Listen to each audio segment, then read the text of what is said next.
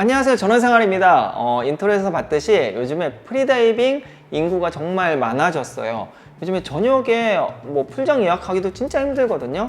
그만큼 이제 그런 프리다이빙 용품들도 많이 팔린다고 하는데, 저는 이제 다이빙 컴퓨터를 애플워치 울트라로 사용을 했거든요. 근데 이번에 좋은 기회로 어메이즈핏 T-Rex 울트라 지금 제가 차고 있습니다. 평상시에도 차는데 이 제품을 다이빙 컴퓨터로 사용을 하고 있어요. 애플워치 울트라도 메인으로 사용했고, 또 얘도 직접 풀장에서 사용해 본 결과 장단점이 있어요. 그리고 또 하나 비교해 보려고 하는 게, 제가 갖고 있지는 않지만 많은 분들이 사용하는 CR4 라고 하는 되게 가성비 좋은 제품이 있거든요. 그래서 오늘은 애플워치 울트라, 그 다음에 요 T-Rex 울트라, 그 다음에 CR4 이렇게 세 개 제품의 장단점을 좀 비교를 해서 이야기를 해보려고 합니다. 자, 먼저 오늘의 메인 제품이 이 T-Rex 울트라이기 때문에 얘부터 좀 소개를 하고 시작을 할게요. 자, 이렇게 생겼어요. 굉장히 투박하게 생겼죠. 두껍고. 스펙은 이따 뒤에서 얘기하고, 쉽게 이야기하면 굉장히 스포츠하게 생겼습니다. 예전에 제가 리뷰한 이 치타 제품이랑 비교해도 굉장히 투박하게, 두껍게, 크게 생겼어요. 우선 오늘은 다이빙에 사용할 거기 때문에 다이빙 쪽으로 조금 더 집중적으로 이야기를 해보면, 물속 시안성이 굉장히 좋습니다. 일반적으로 다이빙 컴퓨터는 이게 컬러가 아니고 다 흑백이죠. 근데 얘나 아니면은 이런 스마트워치, 애플워치 울트라 같은 경우에는 이게 다 컬러예요. 그래서 시안성이 좋습니다, 물속에서. 그리고 이제 이 워치랑은 다르게 얘는 물속에서 스탑워치를 사용할 수 있어요. 제가 이 애플워치 사용할 때 가장 아쉬웠던 게, 물속에 들어가서 이제 수심 체크가 시작이 되면은 다른 기능들이 다 먹통이 됩니다.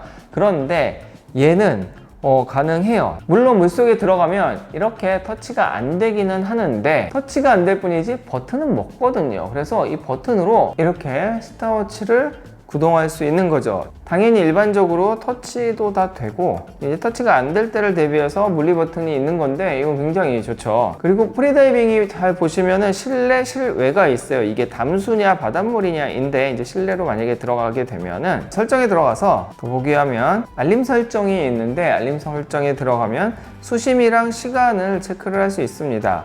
이게 이제 다이빙 수심이, 예를 들어서 내가 10m에 간다 이렇게 체크해 놓으면 10m 때 얘가 울려요.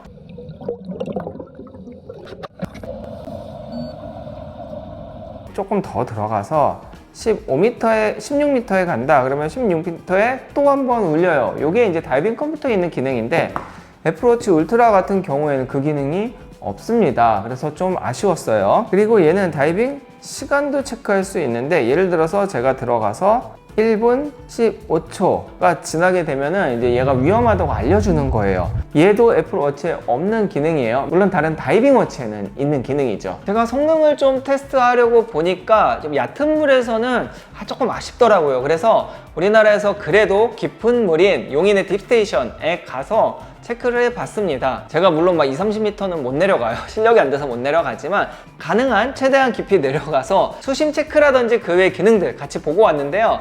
한번 보시죠. 지금 15m 밑에서 보고 있습니다. T-Rex 울트라와 애플워치 울트라는 잘 보이는데, CR4는 백라이트가 너무 강해서 잘 안 보이긴 하네요. 이게 장단점이 될 수는 있는데, 우선 올라가서 보죠. 자, 이렇게 보면은 우선은 15.6, 15.6, 그 다음에 CR4가 15.4로 약간의 차이는 보입니다. 그리고 다이빙 시간은 54초 거의 비슷하게 나오고, 여기서 T-Rex 울트라 같은 경우에는 다이빙 횟수까지 나오죠. 그리고 제가 물속에서 못 찍었지만 이거 하나 올리면은 최대 깊이나 칼로리, 그 다음에 심박수, 온도가 여기 나오네요. 이렇게도 확인이 가능합니다. 또한 제 앱에 들어가면은 이렇게 로그들을 볼 수가 있는데, 온도라든지 다이빙 시간, 제가 22.4m까지 내려간 것까지 정확하게 나옵니다. 자세한 정보를 보면은 어떤 식으로 했는지, 오늘 총 시간이라든지 속도 등 다 나오기 때문에 건강관리에 굉장히 좋을 것 같아요. 자, 가격 비교도 중요합니다. 돈이 중요하잖아요. 자, 우선은 애플워치 울트라 100만원 넘어가죠. 물론 이제 다이빙 컴퓨터로만 쓰는 건 아니기 때문에 일상에 사용하면서 다이빙 컴퓨터로 쓴다 하면은 나쁘진 않지만, 사실 가격이 좀 부담이 되고, 또 기능적으로 좀 아쉬운 부분이 있었잖아요. 물속에서 초재는 게 안 된다든지 이런 부분이 조금 아쉽기는 했고요. 그리고 이제 T-Rex 울트라, 어메이즈핏 T-Rex 울트라 같은 경우에는 공식 가격이 579,000원이에요. 시계치고는 비싼데 다이빙하는 분들에게는 저는 괜찮을 것 같다는 생각이 들어요.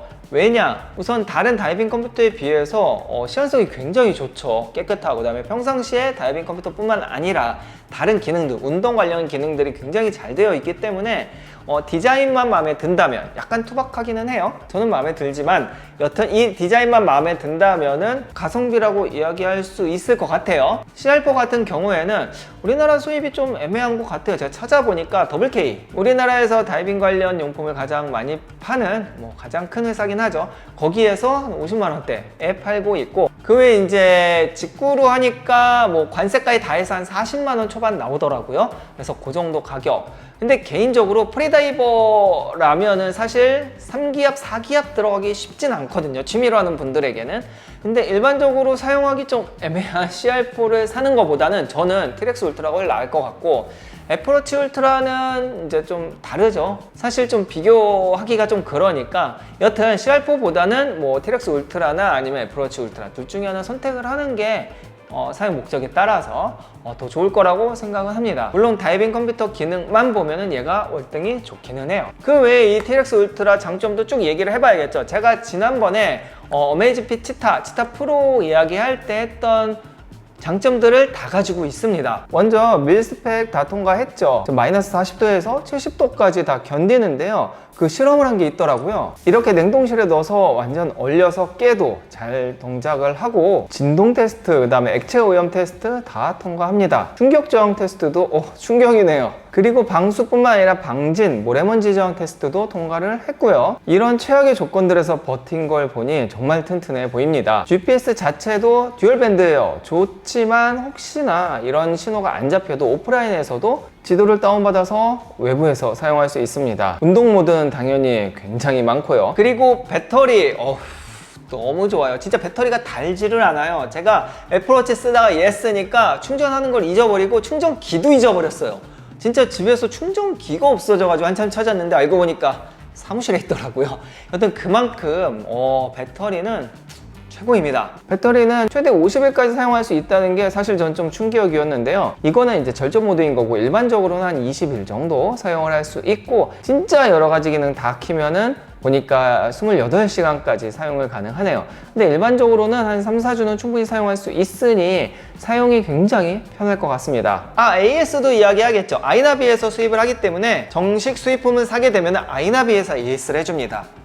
그 직구품은 안 되고요. 그래서 AS 걱정 없이 사용하셔도 돼요. 자, 그러면은 깔끔하게 정리해 볼게요. 우선 애플워치 울트라 같은 경우에는 가격은 좀 아쉽죠. 100만 원 초반이고, 그리고 조만간 또 후속도 나와요. 기능도 물속에 들어가면은 스탑워치가 안 된다든지 이런 것도 조금 아쉽고, 속도도 안 나오고, 그러니까 다이빙 워치로서의 기능이 조금 아쉽기는 해요. 그리고 이제 수심, 깊이에 들어갔을 때 알람이 있는 것도 안 되죠.